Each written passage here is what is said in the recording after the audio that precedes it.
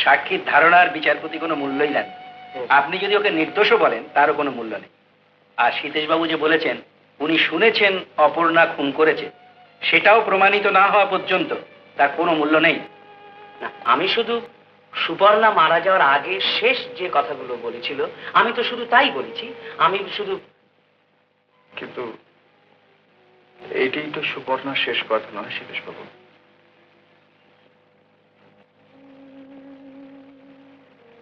ও আমাকে বলেছিল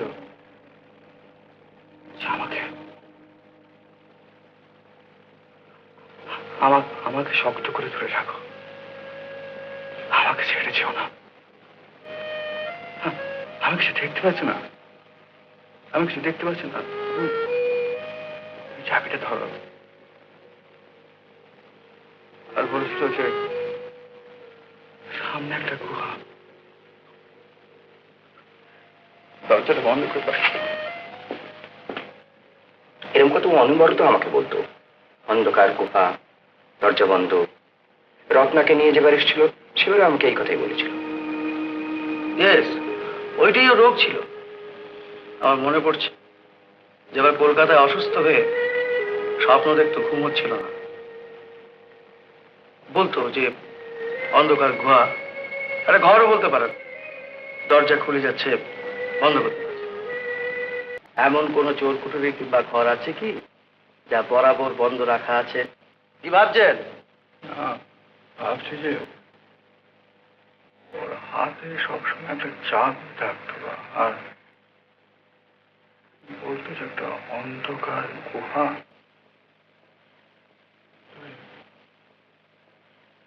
দরজা খুলে দাও। আছে কোনো ঘর কিংবা চোর কুঠুরি যা বরাবর বন্ধ রাখা আছে?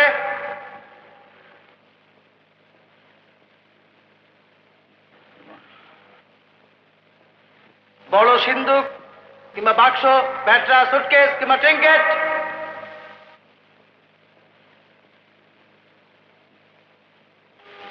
সিন্দুক,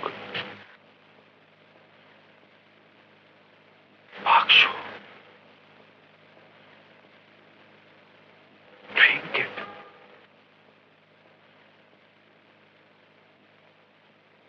যার ভেতরটা সুপর্ণা ছাড়া কেউ দেখেনি, তাতেই আছে ওর আতঙ্কের কারণ। তাই অবচেতন মনে সেটা অন্ধকার গুহার রূপ নিয়েছে।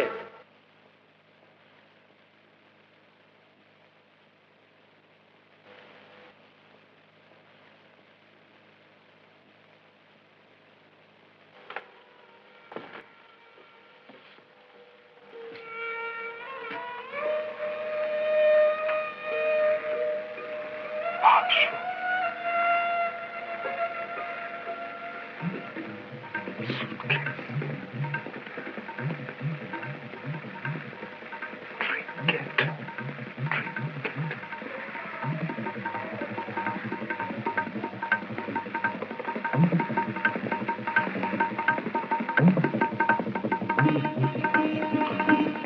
কি হলো? আমি তো বাবা, আমি যাবো।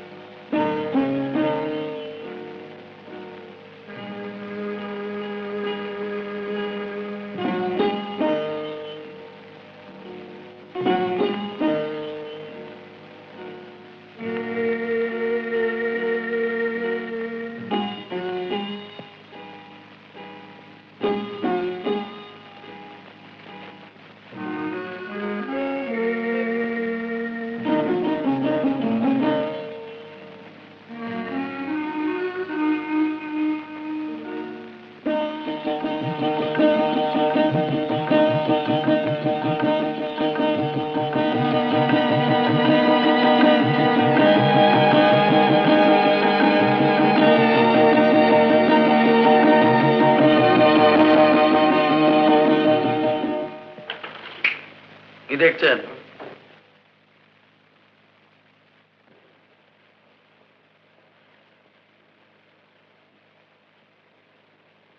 ব্রেক শু, রত্নার হুইল চেয়ারের ব্রেক শু। এখানে এলো কি করে? বোধ হয় সুপর্ণা রেখেছিল। অসম্ভব, হতেই পারে না। হ্যাঁ,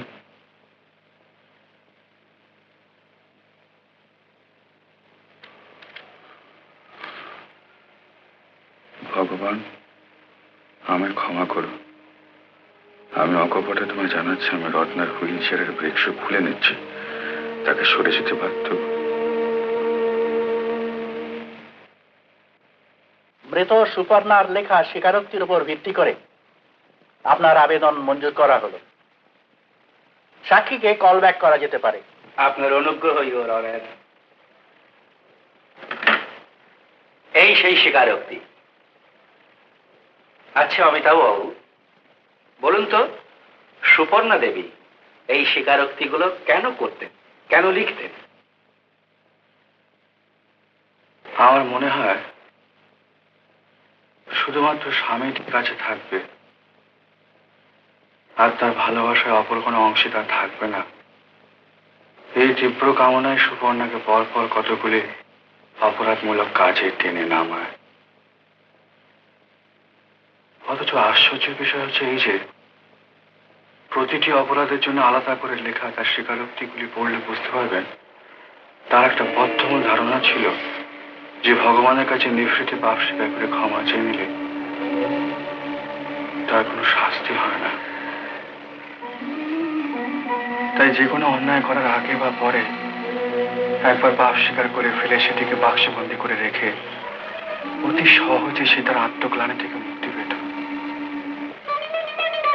যে অপরাধ করলে মানুষের মন জ্বলে পুড়ে খাক হয়ে যায়, সেরকম দুটো অপরাধ করার পরেও তার মনে অন্যায়ের কোনো গ্লানি থাকেনি।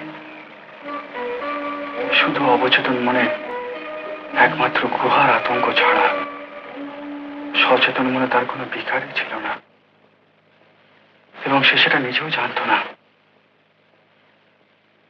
তাই সে তার জগতে সুখী ছিল, সহজ ছিল, স্বাভাবিক ছিল। আচ্ছা, আপনি কি বলতে চাইছেন যে সুপর্ণা কোনো এক মানসিক ব্যাধিতে ভুগছিল?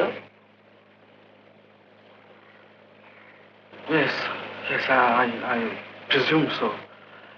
Your Honor, এই ধরনের রোগীরা সাধারণত তাদের স্বামীরা অন্য কোনো মেয়েকে ভালোবাসুক বা অন্য কোনো মেয়েরা তাদের স্বামীদের ওপর কোন রকম প্রভাব বিস্তার করুক, এটা তারা কিছুতেই সহ্য করতে পারে না, এবং সেরকম যে কোনো সম্ভাবনাকে এরা আগাছার মতো উপরে তুলে ফেলে দিতে এতটুকু কুণ্ঠিত হয় না।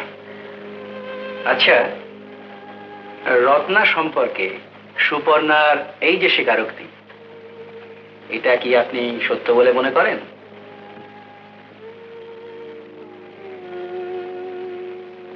হ্যাঁ, এখন এই মুহূর্তে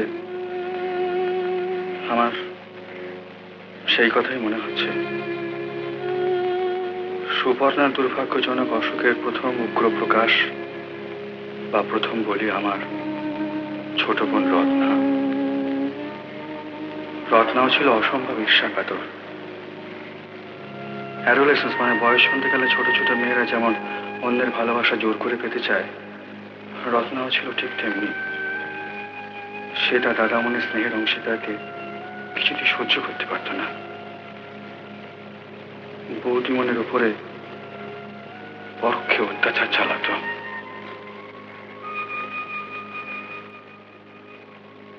তাই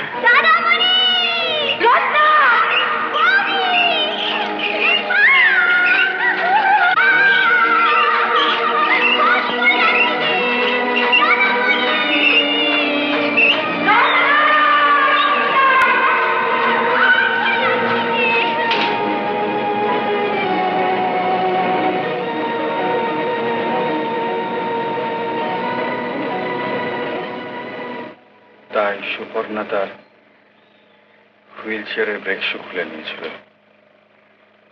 ওই হলো তার হুইল চেয়ারের brake shoe. Your Honor, here is the exhibit and here is the confession.